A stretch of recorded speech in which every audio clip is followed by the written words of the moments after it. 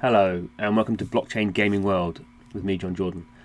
So today I'm doing a video about Blockchain Cuties, or now as I notice it's called Blockchain Cuties Universe. There's a few changes coming to Blockchain Cuties, going down the land route as many games are currently doing, to give it a more kind of permanent basis for kind of gameplay and metagame. I'm not going to talk about that, it's not out yet. But one thing that is interesting, I think sometimes in these games, very small things can matter. So what's interesting here is we can see in my Cuties, the UI actually, I should say, for Blockchain Cuties isn't particularly good. It's pretty menu based. But I've actually got 4 Cuties. So I've got 3 here in a group. I mean, they're all low level ones, not very, very interesting at all. And then I've got one that's not in a group. This one here, which is the slightly higher level one. It's a Gen 0 one.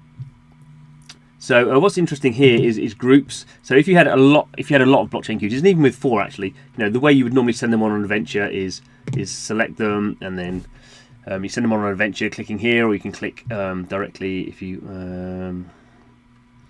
go on here. You can click down to say click on a adventure, send instantly on this kind of level here, up here. It tells you the kind of energy and that kind of stuff. It's a bit lumpy, so a better way of doing it is to click on. Oh no, I'm gonna have to use the clicker. Okay, select that. And you can see at the top here. I can send it to an adventure, use an item, or add it to a group, or remove it from a group. So if I add it to a group, I've only got one group. So I add it to a group, and now all my Cuties are in a team. They are the A team. You might not want to do this. Is some of these, if some of them are at a higher level than other ones. So in this case, my highest level ones are level 3, which is not particularly high. But some of them you can only send.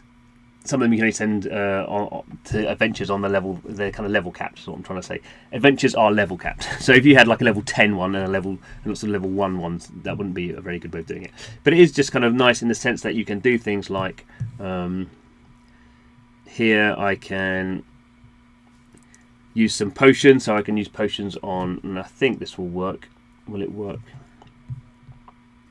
on all of them? And then I can also, actually that was, it didn't matter. So you can send all groups to the same adventure. Only Cuties who are available on selected adventures will be sent. Processing group adventures may take some time depending on the Cutie counts. So we can see here, it tells you here, the Windy Hills 2 can go on that adventure, on the Snowy Mountains all 4 can, on the Magical Forest 3 can, and on the Desert 2 can. So I'm going to send them all to the Snowy Mountain. So it might not seem like very much, and as in all these games, nothing happens. You can see here I just get a little texting saying they've gone off on an adventure. Eventually it will tell me here on the notifications. No, it's not. That was yesterday. Or is it today? It is today.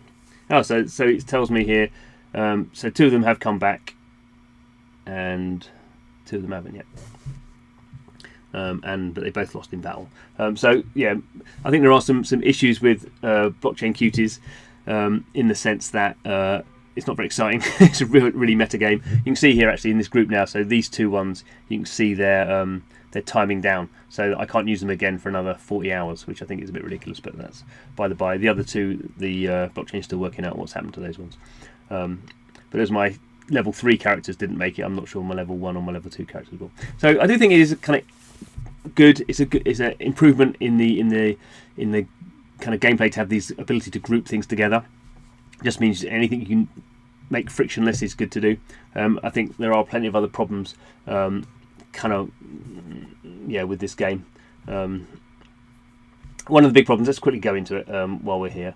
So Blockchain Cuties has been quite aggressive about supporting other blockchains. So we can see here, started out on Ethereum, now also supports Tron. So these are all Ethereum. Oh, so this one here is a Qt which is on the Tron blockchain. So we can see the buy now prices is very different because Tron's much cheaper than Ethereum, which is a bit confusing for people.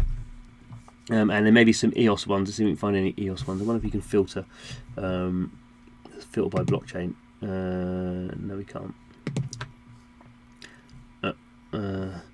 Yeah, I think it's interesting how games, or some games at least, are doing this kind of going across all blockchains. And I think now actually Blockchain Cuties is going to support Neo as well, the Chinese Ethereum, as it's sometimes called. So that kind of gets confusing for people because you have to obviously have different wallets at the moment, at least, to support all those different things. So anyway, I think Blockchain Cuties it's still a work in progress, like a lot of these games are. But some interesting things going on there. I do like the having the grouping system just means it's much quicker to go around playing stuff. So that's a good thing, I guess, for its engagement.